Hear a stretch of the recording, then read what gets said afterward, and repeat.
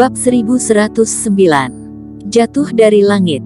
Kamu juga, kamu, berdiri dan berbicara. Kaisar Iblis Joeri bahkan memerintahkan beberapa klan iblis. Mereka berlutut satu persatu, kemudian mengeluh tentang kegelapan sekte Wendao, dan beberapanya tidak bisa menahan air mata kegembiraan. Adegan itu berangsur-angsur menjadi sunyi, dan Kaisar Iblis Joeri berwajah marah dan memandang tiga penatua tertinggi. Kalian, kedua klan kita memiliki perjanjian. Kalian memperlakukan orang klan iblisku seperti itu, kalian benar-benar tidak menganggap kami serius. Kaisar Iblis, setiap orang memiliki hati untuk melindungi diri mereka sendiri. Itu hanyalah cerita yang dibuat oleh mereka dan tidak dapat dipercaya, kata pria tua berambut putih dengan ringan. Kalau begitu periksa. Jika mereka bersalah, aku tidak akan pernah menolerir mereka. Jika orang-orang ini tidak bersalah, sekte Wendao kalian harus memberikan kami sebuah penjelasan.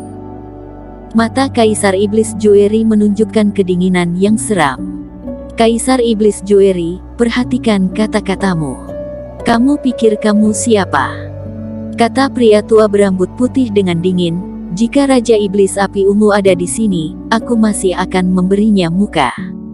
Apa kamu pantas memerintahku? Kamu menakut-nakutiku. Kata Kaisar Iblis Joeri dengan sinis, untungnya, aku tidak datang sendiri. Haha, jika adik ketiga tidak cukup, bagaimana jika ditambah dengan Kaisar? Saat ini, suara kasar dan mendominasi tiba-tiba terdengar, dan di belakang Kaisar Iblis Joeri muncul sosok besar lainnya lagi. Dibandingkan dengan Kaisar Iblis Joeri, sosok itu lebih tinggi, dan wajahnya dipenuhi dengan jenggot. Dia terlihat sangat kasar. Kaisar Iblis Mini, ternyata kamu telah pulih dan menembus kultivasi. Ketiga penatua tertinggi itu mengernyit saat melihat Kaisar Iblis Mini. Setelah mencapai fase distraksi, setiap langkah peningkatan adalah lompatan kualitatif. Awalnya, mereka mengira Mini akan terluka sebelumnya, dan masa depannya akan suram, tetapi tidak disangka bahwa dia malah meningkat. Dua Master Sekte, kalian jangan menonton pertunjukan lagi. Di antara orang-orang itu, mungkin ada sekte kalian, kata Kaisar Iblis Mini sambil tertawa. Di langit, udara tiba-tiba bergetar, dan bola mata besar dan pedang hitam tiba-tiba muncul. Pria tua berambut putih itu kembali mengernyit. Orang-orang dari sekte pedang dari kota Lingnan dan sekte Kousian juga telah datang. Penatua Sun, masalah ini memang patut dicermati. Penangkapan sembarangan tidak bisa dilakukan, kata Master Sekte Pedang dari kota Lingnan dengan tenang. Aku juga merasa bahwa kebenaran harus ditemukan. Bahkan di dunia kultivasi, kamu tidak bisa sembarangan membunuh orang yang tidak bersalah, kata Master Xian dengan nada yang rendah. Apa kalian ingin menekan sekte Wendaoku bersama dengan klan iblis? Kata pria tua berambut putih itu sambil tersenyum sinis. Penatua Zeng, kamu berpikir terlalu banyak. Kami hanya membahas masalah, kata Master Sekte Pedang dari kota Lingnan sambil tersenyum. Tentu saja, jika kalian tidak bersedia, anggap saja kami tidak mengatakannya. Cendro Sun mendengus dengan nada rendah. Dua Master Sekte itu benar-benar licik. Menganggapnya tidak pernah terjadi. Sepertinya masalah ini akan menyebar ke seluruh dunia tersembunyi keesokan harinya. Sampai saat itu tiba, reputasi sekte Wendao akan menjadi buruk. Baik, kalau begitu ikuti saran kalian. Sekte Wendao kami akan menelaah secara detail dan memberikan penjelasan pada akhirnya. Pria tua berambut putih itu juga tahu bahwa masalah ini tidak bisa dihindari. Dia melirik Cendro Sun, lalu pergi bersama wanita tua dan pria tua berambut hitam.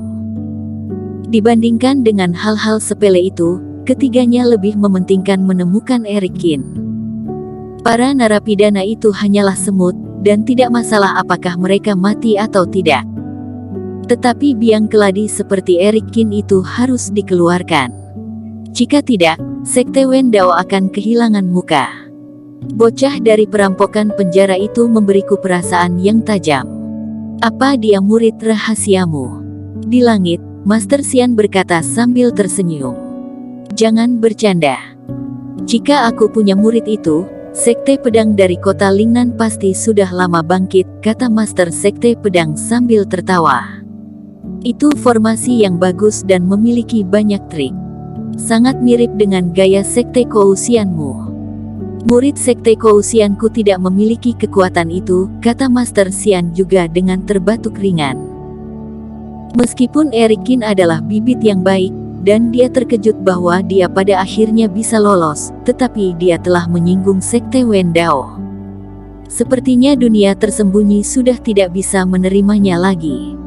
Pertempuran di gunung belakang itu dihentikan di bawah intervensi kuat dari Kaisar Iblis dan dua Master Sekte. Para narapidana yang belum mati itu jatuh ke tanah dan menunjukkan ekspresi lega. Suasana hati mereka cukup rumit. Setelah melalui ujian hidup dan mati berulang kali, akhirnya nyawa mereka pun terselamatkan kali ini. Pada saat yang sama, bagian lain dari langit dan bumi. Di pegunungan yang luas, terdapat hutan lebat dan pepohonan yang menjulang tinggi. Di kedalaman hutan lebat, dua sosok melintas dengan cepat. Wanita di depan tampak pucat dan buru-buru menghindari serangan iblis monster di belakangnya. Dia masih muda dan berusia 20-an. Saat ini, dahi putihnya berkeringat, dan tubuhnya juga terluka akibat tergores batang kayu dan mengeluarkan darah. Dilihat dari kekuatan yang ditunjukkan wanita itu, kemungkinan dia adalah superior master. Jika berada di tempat biasa, dia tidak bisa dianggap lemah. Tapi iblis monster di seberangnya adalah iblis harimau dengan kekuatan yang hampir mendekati Grand Superior Master. Saat ini, wanita itu cukup menyesal. Demi mendapatkan lebih banyak kain roh, dia mengabaikan tentangan dari kerabatnya dan mencari rumpuh roh dengan inisiatifnya sendiri. Akibatnya, dia terkena sial dan bertemu dengan iblis harimau di gunung yang dalam itu. Itu disebut Tuhan tidak mengizinkannya, dan dia mungkin akan mati di sini. Groar. Iblis harimau menatapnya dengan dingin. Saat melihatnya terpaksa ke sisi gunung karena dirinya, matanya menunjukkan ekspresi haus darah. Dia meraung dan berlari ke depan. Wanita itu menggertakkan giginya dan mengeluarkan pisau untuk menebasnya. Tetapi iblis harimau juga sangat licik. Dia hanya menggunakan trik tipuannya sebelumnya. Dia menghantam pisau panjang di tangannya, dan kemudian menerkam lagi. Wanita itu putus asa dan menutup matanya. Tepat ketika iblis monster hendak menggigitnya, ruang di langit tiba-tiba berubah. Sesosok yang berlumuran darah tiba-tiba jatuh dari ketinggian. Di mana aku? Di mana Vinola dan Ye Sun mereka? Eric Qin menatap langit biru.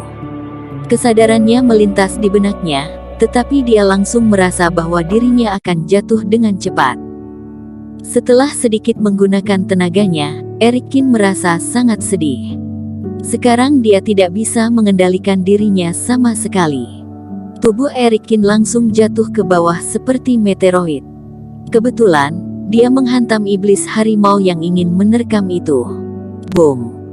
Setelah ditempa ribuan kali, tubuh Eric Qin seperti tubuh baja. Iblis monster superior master itu juga berada di udara, dan dia tidak sempat untuk menghindarinya.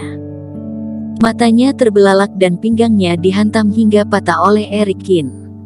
Dengan teriakan yang menyedihkan, iblis harimau itu pun tiba-tiba jatuh ke tanah. Eric Qin juga menyemburkan seteguk darah dari benturan itu dan pingsan sepenuhnya. Itu.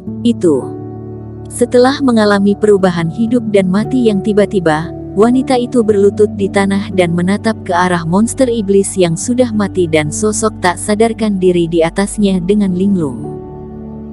Dia akan segera mati, tetapi pemuda itu tiba-tiba jatuh dari langit dan menghantam iblis harimau itu sampai mati, dan menyelamatkan hidupnya.